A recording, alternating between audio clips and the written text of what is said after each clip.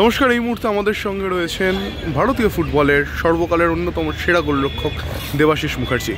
দেবাশিসদা, আগামীকাল derby, mini derby এখন বলতে অনেকেই স্বচ্ছন্দ বোধ করেন না, মোহামেডান কর্তারাও সেটা পছন্দ করেন না, যে কারণে এটাকে বলা মেগা ডার্বি। মোহামেডান মোহনবাগানের এই ম্যাচ কি মনে হচ্ছে? মোহনবাগান লিগ টেবিলের শীর্ষে, মোহামেডান খোঁড়াচ্ছে, অভ্যন্তরীণ অবস্থা একেবারেই ভালো নয়। আগামীকালের ম্যাচটা কি আদৌ ডার্বির মর্যাদা রাখছে? দেখো, ডার্বি অ্যাকচুয়ালি ডার্বি কথাটা হচ্ছে তোমার রেসের মাঠ থেকে ডার্বিটা এসছে, তারপরে ইংল্যান্ড থেকে ঘুরে আমাদের এখানে এসছে। ডার্বি মানে লোকাল দুটো টিম, সমমানের দুটো টিম যখন খেলে তখন সেটাকে ডার্বি বলা হয়। তো এখানে মোহনবাগান মোহামেডানকে আমরা সমানভাবে দেখে আসছি। মোহনবাগান তো অবশ্যই ডার্বি আমার কাছে। কেন, এখানে অস্তিত্বর লড়াই, মানসিকতার লড়াই, প্রেশার অনেক কিছু থাকে এখানে। লোকাল টিম, দর্শক এবং সব রিপোর্ট তোমার মেম্বার যারা আছে তাদের প্রেশার, তো এটাকে ডার্বি বলতে হবে। এবং এই দুটো টিমের আমি বলবো মোহামেডান দুটো টিম কিন্তু যখন খেলবে তখন কিন্তু কারোর মান নিয়ে তুলনা হবে না। আমার কাছে এই ম্যাচ সবসময় 50-50। হ্যাঁ, তুমি যদি পার্টিকুলার টিমের ওয়েট অনুযায়ী বিচার করো সেক্ষেত্রে মোহনবাগান ডেফিনেটলি এগিয়ে থাকবে, কেন মোহনবাগানের হাতে অপশান এত বেশি আছে এবং রেজাল্টও অনেক বেটার, গোল করতে পারছে। যদিও ফরওয়ার্ডরা গোল করছে না, দিমিত্রিস, কামিংস বা ম্যাকলারেন সেই ফর্মে নেই, তা সত্ত্বেও অন্যরা উদ্রে দিচ্ছে। ইন্ডিয়ান প্লেয়াররা মানে মেনলি মোহনবাগানে ইন্ডিয়ান প্লেয়ারদের অবদান অনেক বেশি, দুজন স্টপার বাদ দিয়ে।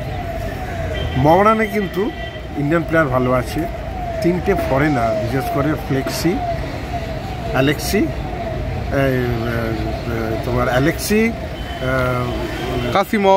কাসিমভ আর হচ্ছে তোমার ফ্র্যাঙ্কা, এই তিনটে প্লেয়ার কিন্তু এক্সেলেন্ট প্লেয়ার। আমি এদের খেলা খুব পছন্দ, মানে আমার খুব ভালো লাগে। কেন, মোহামেডান যখন প্রথমে শুরু করেছিল তখন কিন্তু ভালো খেলেছিল, কোনো কারণে টিমটা ঠিকঠাক জায়গায় যেতে পারেনি। প্রথম বছর আইএসএল খেলছে, হতেই পারে, যেটা লাস্ট ইয়ার পাঞ্জাবের ক্ষেত্রে হয়েছিল, এবারও মোহামেডানের ক্ষেত্রে সেটা হচ্ছে। কিন্তু আমার যেটা মনে হচ্ছে যে মোহামেডান লাস্ট ম্যাচ মুম্বাইয়ের কাছে 3 গোলে হেরেছে, কিন্তু তুমি দেখো 74-75 মিনিট অবধি গোল হয়। একটা সেম সাইড গোলে মোহামেডান টিমটা পুরো দাঁড়িয়ে যায়। 3 গোল হলো, ওটা আমি গুরুত্বই দিচ্ছি না, কিন্তু 74-75 মিনিট অবধি যথেষ্ট প্রেসারে মুম্বাইকে রেখেছিল। ব্যাড লাক, ভালো খেলছে মোহামেডান টিম। আমি তো বলবো স্টপারটা ব্যাক করেছে, যে স্টপারটা লাস্ট ম্যাচ খেলতে পারেনি কার্ডের জন্য, সে ব্যাক করেছে। প্লাস গৌরব বোরা ডিফেন্সে ও তোমার খেলছে। মোহামেডান টিম ভালো টিম, লড়াই করবে ম্যাচ, কিন্তু মোহনবাগান অত ইজি বার করতে পারবে না। কেন, মোহনবাগানে এই মুহূর্তে যেটা একটু অসুবিধে, অ্যালেক্স স্টুয়ার্ট কিন্তু সেই জায়গায় নেই, যে স্টুয়ার্ট, হ্যাঁ স্টুয়ার্ট যে জায়গায় ছিল, অ্যালেক্স স্টুয়ার্ট ক্রিকেট প্লেয়ার ছিল। স্টুয়ার্ট যে জায়গায় ছিল শুরুতে, এবারে সিজনের শুরুতে, স্টুয়ার্ট কিন্তু এই ইনজুরির পর ব্যাক করে সেই জায়গায় লাস্ট ম্যাচটা অন্তত খেলতে পারেনি।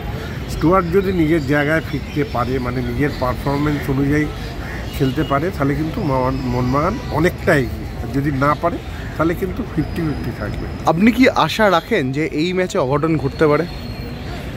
দেখো, অঘটন মানে কি? অঘটন মানে মোহনবাগানকে হারানো, এটাই তো অঘটন। মোহনবাগানকে হারানোটা অঘটন নয়, কিন্তু আমি এই মোহনবাগান ম্যাচ নিয়ে অঘটন বলতে পারছি না। কারণ এই ম্যাচে 50-50 লড়াই হবে, এবং এই 50-50 লড়াইটা আমি তোমায় বলে দিচ্ছি, এই 50-50 লড়াইটা ওই দিন যে বেটার খেলবে তার পরেই যাবে।